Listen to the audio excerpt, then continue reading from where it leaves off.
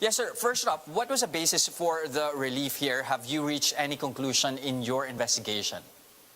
Well, this is an administrative relief following the separate investigation that was being handled by the Provincial Director of the DPPO, Police Colonel Marlon Santos, who went straight to General Trias just to validate the information from the people in the know, particularly those ECQ violators. And accordingly, two of these violators executed sworn affidavits stating, among others, that indeed physical exercises were imposed upon them during the time when Mr. Darren also was one of those required to pass through that requirement, and then afterwards resulting in his death, so to speak. Okay, given that, sir, what happens now to those personnel involved in the incident? What penalties should they be expecting? Well, for now, we are placed under the custody of the provincial director pending the result of the investigation. Of course, just to clear this out, insofar as the physical exercises are concerned, we consider these as not bad.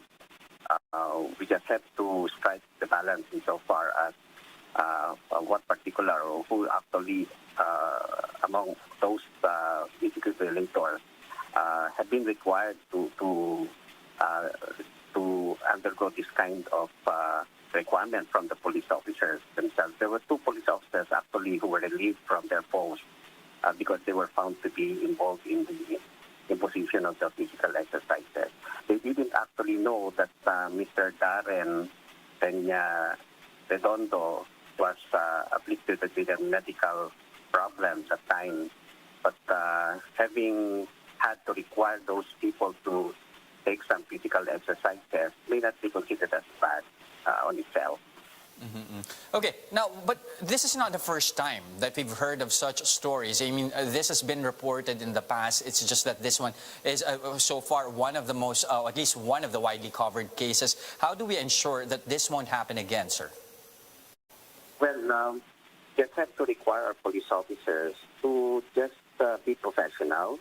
If there are violations, they just have to maybe warn the violators or issue a citation ticket, because if the PNP himself wanted that there must be no arrest made. Although the 8 violators, to include Mr. Darren, actually were referred by the barangay officials to the police. They were not actually arrested by police officers, and so one thing led to another. But just to be clear here, sir, what are the guidelines here when it comes to creating punishment here for violators? Are police officers actually allowed to require violators to perform physical exercises?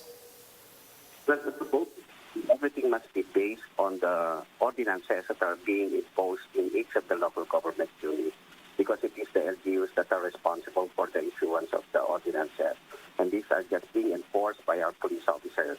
Now, if physical exercises are made part of them, among all the other, particular provisions under the ordinances, aside from fines, maybe they could also have the what we call community service. But if the physical exercises are not part of those, then definitely the police officers are already doing what is not included in the provisions of the ordinance. Okay, sir, do I take it to mean that there at least are no plans for the national government or LGUs even to come up with a clear-cut guidelines or an umbrella policy when it comes to enforcing, or at least when it comes to enforcing punishment on violators or sanctioning violators? Well, with regard to RA 11332, there are no specific provisions as regards penalizing any of violators within the context of the ECQ implementation. For now, we just consider the violations on minimum health standards, like not wearing face masks, face shields, and faces for law enforcers, to perhaps put into place the ordinances being imposed by the local government unit, because that is the basis of maybe enforcing RA 11332, that the LGUs must be responsible to perhaps imposing appropriate sanctions over the violators themselves. So that will be across the different local government units, depending, of course, on their appreciation of how violations are to be placed under the ordinances. Okay, at least that responsibility lies on the local governments. Thank you very much for your time this afternoon. PNP Spokesperson Brigadier General Ildebrandi Usana.